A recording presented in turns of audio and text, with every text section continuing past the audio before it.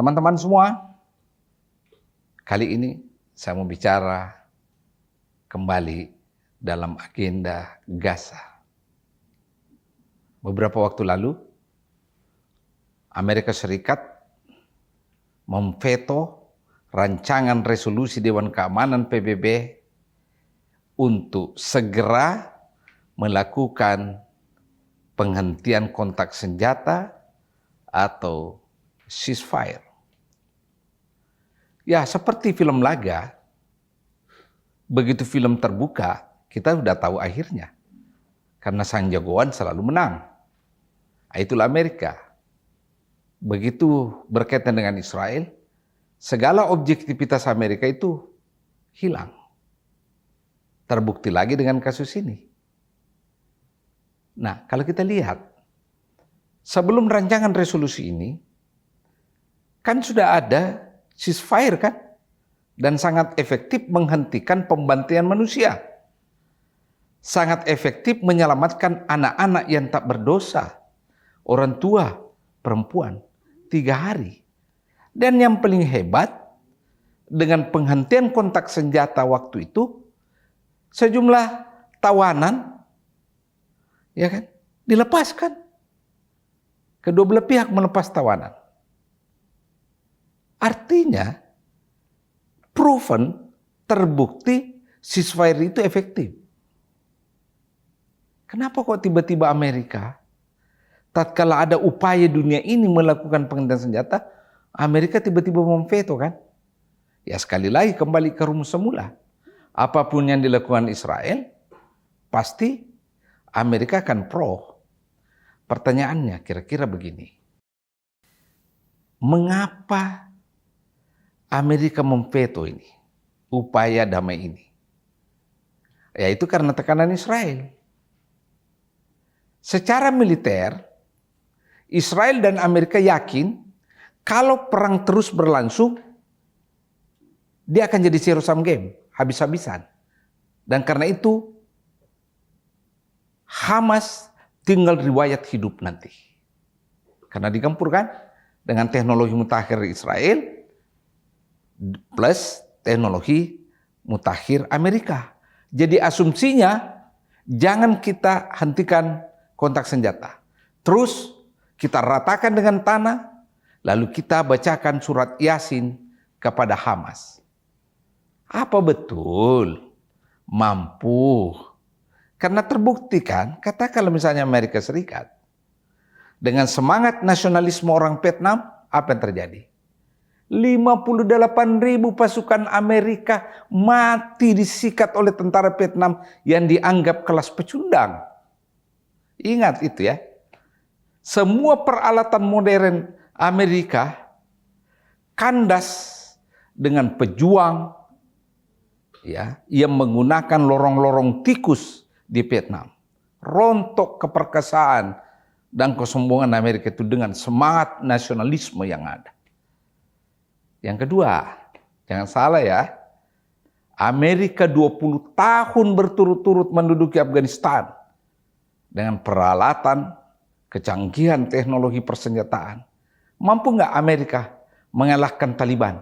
Bukan lagi Afghanistan, satu grup perlawanan di Afghanistan yang bernama Taliban. Kan tidak mampu kan? Ketidakmampuan ini membuat dia cepat-cepat membuat perjanjian dengan Taliban pada bulan Februari 2020. Kenapa dia tidak mampu lagi membiayai perang? Ya. Pasukannya tidak mampu lagi bertahan. Taliban melawan Amerika hanya dengan semangat nasionalisme. Ingin mengusir pasukan asing yang mendudukinya.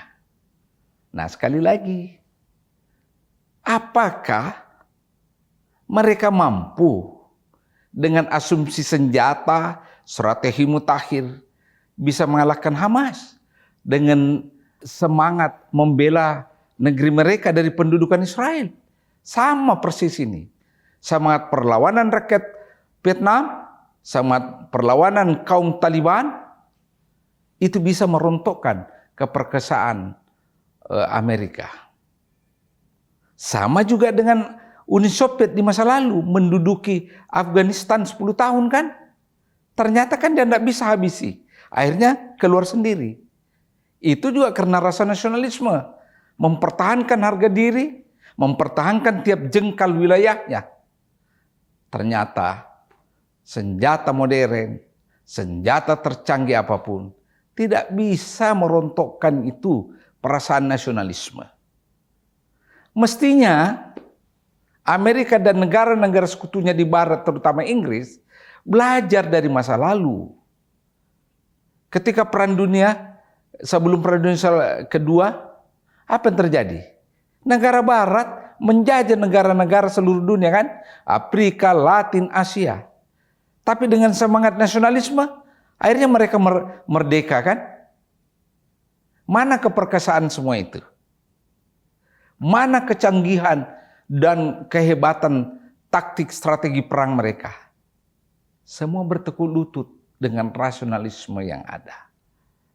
Saya khawatir di Hamas dengan kepongahan, keangkuhan Israel dan Amerika, Hamas bukannya digulung dan diratakan dengan tanah, tetapi melakukan perlawanan berkali banyak dan berlipat ganda dari sebelum-sebelumnya.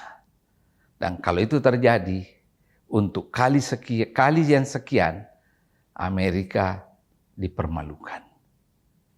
Hati-hati, jangan sampai nanti ke depan ada pengusutan genosida. Amerika ikut terlibat. Kenapa? Karena dengan memveto ikhtiar penghentian kontak senjata, itu kan berarti pembiaran.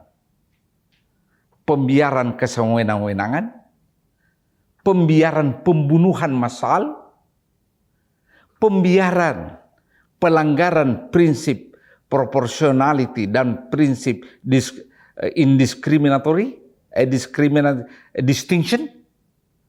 Kan dalam perang itu harus ada pembedaan. Laki, anak, perempuan.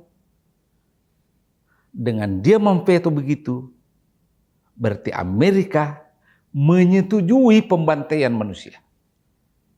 Bukannya mencegah. Lalu orang bertanya, katanya Amerika kampiun hak asasi manusia.